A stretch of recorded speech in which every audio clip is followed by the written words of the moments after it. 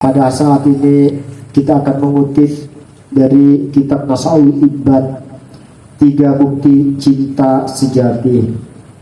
Rasulullah Shallallahu Alaihi Wasallam bersabda, bukti cinta sejati dapat diketahui dengan 3 hal, yaitu lebih memilih perkataan sang kekasih daripada perkataan lain.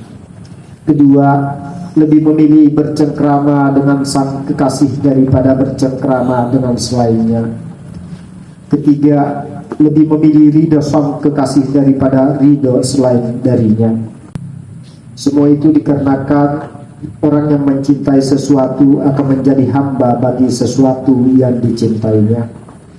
Sehubungan dengan ini, Yahya bin Mu'adz mengatakan, setitik benih cinta kepada Allah lebih aku sukai daripada pahala mengerjakan ibadah 70 tahun.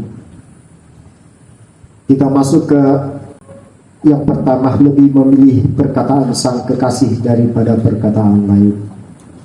Bahwa hubungan antara hamba dengan Tuhan itu terhubung melalui rasa. Tuhan itu bukan sesuatu yang harus ditemui yang berbentuk. Tuhan tidak seperti itu.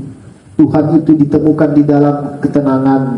Tuhan ditemukan di dalam jiwa tenang, bahwa sudah sangat jelas hujahnya. Hai jiwa-jiwa yang tenang, kembalilah kepada Tuhanmu. Ketika engkau sudah berjiwakan jiwa ketenangan, jangan lagi mencari-cari Tuhan, karena Tuhan tidak berbentuk dan tidak berubah sebagaimana rupa-rupa dari para makhluk.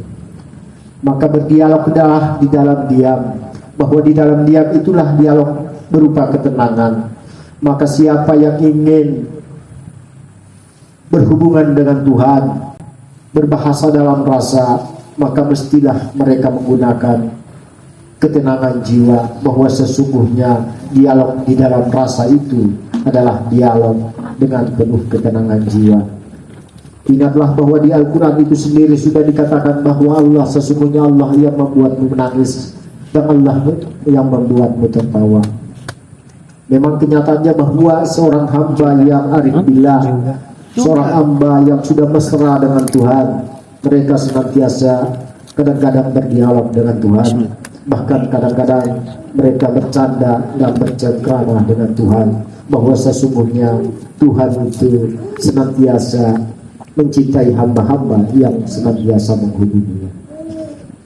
Perkataan ini mungkin agak asing di telinga kalian semua, karena ini jarang kita dengar. Bahkan mungkin mereka akan berkata, mereka berhayal tentang apa yang mereka katakan. Biarlah mereka mengatakan seperti itu, karena mereka tidak merasakan, bahwa sesungguhnya sudah sangat jelas bahwa siapa yang merasakan dia akan mengetahui, bahwa siapa yang berhubungan dengan Tuhan dan merasakan selalu bersama Tuhan, maka dia akan mengetahui tentang Tuhan. Bukankah sudah jelas, wa huwa ma'akum aina ma kuntum, kemanapun engkau berada, bahwa Tuhan sudah bersamamu. Kemanapun engkau menghadapkan wajahmu, di situ wajah Allah. Itu sudah sangat jelas hujah-hujahnya. Wa huwa ma'akum aina ma kuntum, al-hadid 4. Bahkan kemanapun engkau menghadapkan wajahmu, maka di situ wajah suci Tuhan. Ibarat ikan yang mesti menghadapkan kemanapun wajahnya, maka di situ wajah suci air. Ikan tidak dapat melihat air karena kesuciannya, tetapi air itu ada dan berbeda dengan bentuk-bentuk lainnya.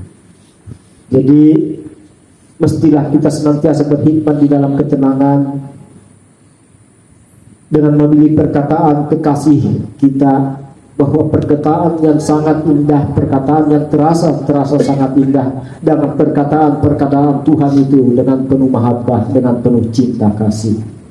Sangat-sangat mencintai hamba-hambanya, sangat-sangat mencintai hamba-hambanya. Wahai manusia, seberapa besar dosa-dosa kalian dibanding rahmatku yang meliputi langit dan bumi?